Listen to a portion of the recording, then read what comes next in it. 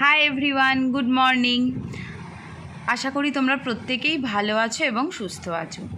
আজকে আমরা গণিত সাথী বইয়ে ক্লাস করব পৃষ্ঠা নম্বর 69।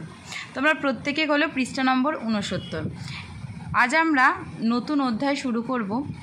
এই অধ্যায়ে আমরা কি শিখব? ভাগ। এর আগে আমরা গুণ শিখেছি। তো এখানে কি বলেছে দেখো, প্রথমেই যে 12 থেকে 3 কতবার বিয়োগ করা যায় বা 12তে 3 কতবার আছে, এটা আমরা সহজ উপায়ে কিভাবে বার করব? ভাগ করে, তাই তো? যে উপায়ে বার করব তাকেই বলে ভাগ প্রক্রিয়া। এই ভাগ প্রক্রিয়া কাকে বলে? একই সংখ্যাকে বারবার বিয়োগ না করে সহজ উপায়ে সমাধান করার পদ্ধতিকেই বলে ভাগ। এটা তোমরা খুব ভালো করে পড়বে, এখান থেকে অনেক শর্ট কোশ্চেন আসবে। ওকে, তারপর কি বলেছে দেখো, বিয়োগের সংক্ষিপ্ত নিয়মই হচ্ছে ভাগ।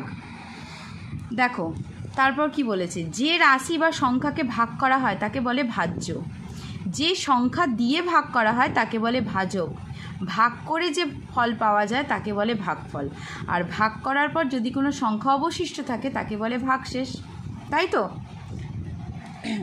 দেখো তারপর কি বলেছে, ভাগ প্রক্রিয়া হলো গুণের বিপরীত প্রক্রিয়া। ওকে, তো এই পেজটা ভীষণ ভালো করে পড়বে, এখান থেকে অনেক শর্ট কোশ্চেন হবে। তো দেখো আমি তোমাদের একটু বুঝিয়ে দিই কি বলেছে। দেখো আমি 3 দিয়ে 24কে ভাগ করছি। ওকে, তো এখানে ভাজ্য কোনটা? ভাজ্য হচ্ছে 24, মানে যাকে ভাগ করা হয় তাকেই বলা হয় ভাজ্য।